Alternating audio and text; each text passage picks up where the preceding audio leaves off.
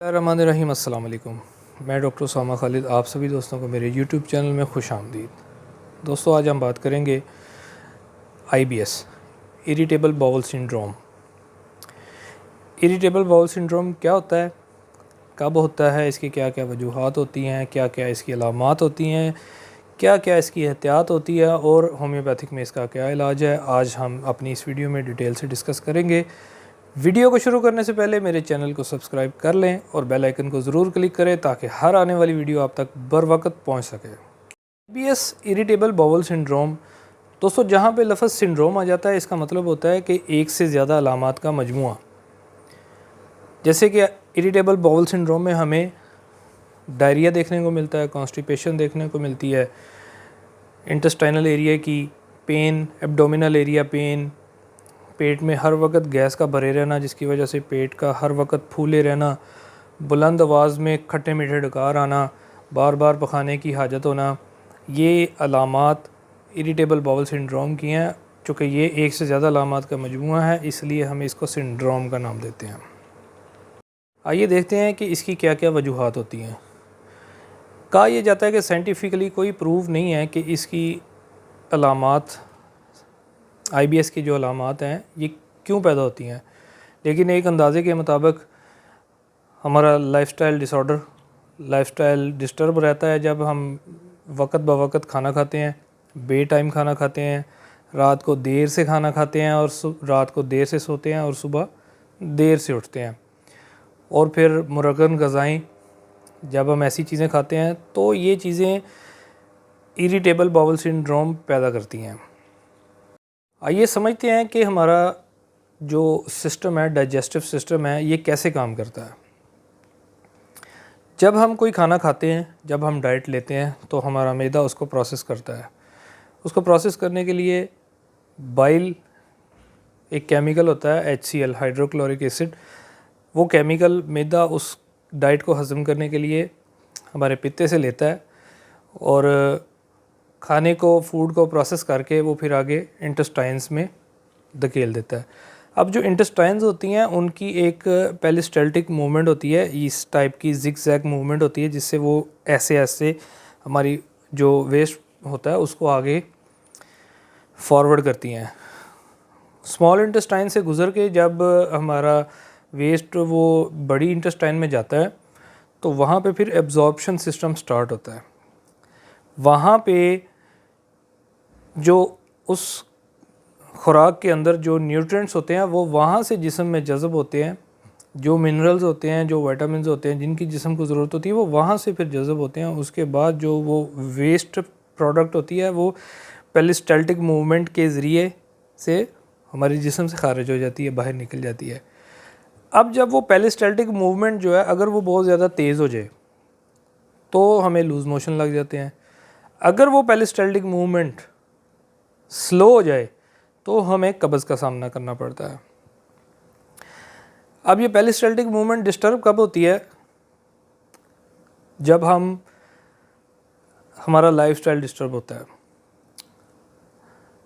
हम अपने लाइफस्टाइल में अपनी डाइट को मेंटेन नहीं कर पाते, अपनी डाइट के टाइम को मेंटेन नहीं कर पाते, अपनी नींद के टाइम को मेंटेन नहीं कर पाते, तब हमारा जिस्म जो है वो डिस्टर्ब हो जाता है। तो इस तरह फिर हम इरिटेबल बाउल सिंड्रोम का शिकार हो जाते हैं। देखते हैं कि इसकी एहतियात क्या क्या होती है, कैसे हम इरिटेबल बाउल सिंड्रोम से बच सकते हैं। इरिटेबल बाउल सिंड्रोम से बचने के लिए हमें सादा खाने होंगे, बाकायदगी के साथ एक्सरसाइज करनी होगी, बाकायदगी के साथ हमें अपनी नींद पूरी करनी होगी, स्ट्रेस कम से कम लेनी होगी। स्ट्रेस भी इरिटेबल बाउल सिंड्रोम का एक बहुत बड़ा रीज़न है। आगे चल के मैं स्ट्रेस के ऊपर भी ये वीडियो बनाऊंगा कि स्ट्रेस की वजह से जिस्म पे क्या क्या असरात पैदा होते हैं। तो अब देखते हैं कि कौन कौन सी होम्योपैथिक अद्वियात हैं जो कि इरिटेबल बाउल सिंड्रोम में इस्तेमाल होती हैं। इरिटेबल बाउल सिंड्रोम में सबसे पहले जो कि होम्योपैथिक प्रैक्टिस में मौले जिसको बहुत ज़्यादा इस्तेमाल करते हैं, सबसे पहली दवाई है नक्स वोमिका। जब आपको बार बार पखाने की हाजत हो रही हो, आपके पेट जो है वो फूला हुआ हो, बार बार पखाने की हाजत हो रही हो, तो इस अलामत पे आप नक्स स्वामी का इस्तेमाल करें। मैं आपको मुख्तलिफ़ दवाइयाँ बताऊँगा, आपने सिर्फ वो दवाई इस्तेमाल करनी है जिसके सिम्टम आपसे मिलते होंगे। तो अगर आपको बहुत ज़्यादा पखाने की बार बार हाजत हो रही है, आप पखाना करके आए हैं, थोड़ी देर के बाद फिर आपको अर्जिंग फॉर स्टूल हो रही है, तो आप ऐसे सिम्टम पे नक्स स्वामी का 200 रात को सोते वक्त 4 बूंद अपनी ज़ुबान पे डायरेक्ट ले लें। तो ये आप 2-3 हफ़्ते तक लगातार लेते रहें। जब आपको आराम आ जाए तो फिर ये दवाई आप बंद कर दें। दूसरे नंबर पे दवाई है दोस्तों लाइकोपोडियम।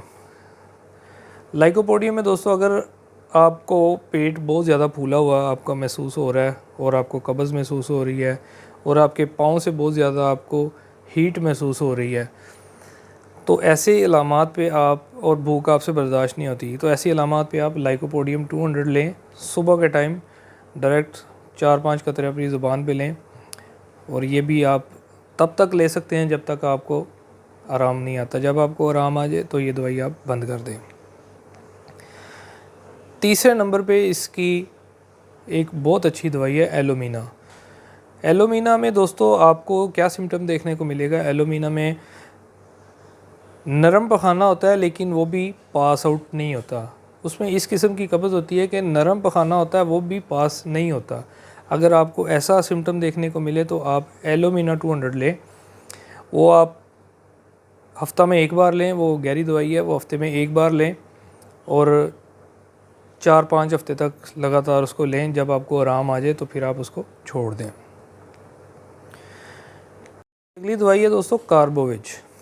कार्बोविज में आपको आपका पेट ब्लॉटेड मिलेगा, बहुत ज़्यादा फूला हुआ, बहुत बेचैनी होगी उसकी वजह से, और जिस्म, ये सारा जिस्म आपका ठंडा हो जाएगा, ठंडे पसीने आने लगेंगे आपको, और बुलंद आवाज़ में खट्टे मीठे डकार आएंगे। तो अगर आपको ऐसा सिम्टम मिले तो कार्बोविज 200 में आप लें। ये भी चंद दिन आप लें, जितनी देर में आपको आराम नहीं आता। जब आपको आराम आ जाए तो दवाई बंद कर दें। इसकी अगली दवाई है दोस्तों अर्जेंटम नाइट्रिकम। अर्जेंटम नाइट्रिकम का एक बड़ा यूनिक सिम्टम है कि इसमें एक्साइटमेंट से आपकी अलामात बढ़ती हैं। इसमें एक्साइटमेंट होती है जब, तो आपको अर्जिंग फॉर स्टूल हो जाता है, पेट में मरोड़ उठना शुरू होता है। तो एक्साइटमेंट से आपने अगर कहीं जाना है, किसी से मिलना है, या हाँ, इसमें दूसरे नंबर पे इसमें खौफ भी होता है। तो अगर आपको कोई खौफ है ऐसा कि आप वहाँ पे कैसे जाएंगे, वो किसी बंदे का आप सामना कैसे करेंगे, अगर ऐसी चीज़ों से आपके पेट में एक ऐसी कैफियत पैदा होती है कि आपको फ़ौरन हाजत होना शुरू हो जाती है पखाने की, तो आप फिर अर्जेंटम नाइट्रिकम 200 लें सुबह के टाइम। तो ये भी दवाई आप तब तक इस्तेमाल करें जब तक आपको आराम ना आ जाए। जब आपको आराम आ जाए तो दवाई आप बंद कर दें। आखिर पे दोस्तों एक बहुत ही यूनिक दवाई है और बड़ी अहम दवाई है पल्साटिला।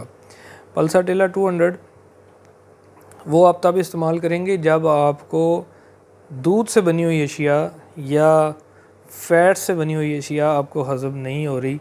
आप पराठा खाते हैं तो आपको हज़म नहीं होता, दूध से बनी हुई कोई प्रोडक्ट खाते हैं आपको हज़म नहीं होती, तो आपके पेट में गैस बनना शुरू हो जाती है, हज़म नहीं होती, और उससे फिर आपको लूज़ मोशन लग जाते हैं। अगर आपको ऐसी अलामात मिलती हैं तो फिर आप पल्साटिला 200 लें सुबह के टाइम डायरेक्ट अपनी ज़ुबान पे। तो तब तक लें जब तक आपको आराम नहीं आ जाता। जब आपको आराम आ जाए तो आप इस दवाई को बंद कर दें। उम्मीद करता हूँ कि आज का मेरा ये टॉपिक आपको पसंद आया होगा। अपनी राय का इजहार कमेंट सेक्शन में ज़रूर करें। वीडियो को शेयर कीजिएगा, अपनी केयर कीजिएगा। जिन लोगों को आपसे ज़्यादा इन बातों की ज़रूरत है उन लोगों तक इस वीडियो को ज़रूर पहुँचाएँ। अपना ख्याल रखिए। अल्लाह हाफ़िज़।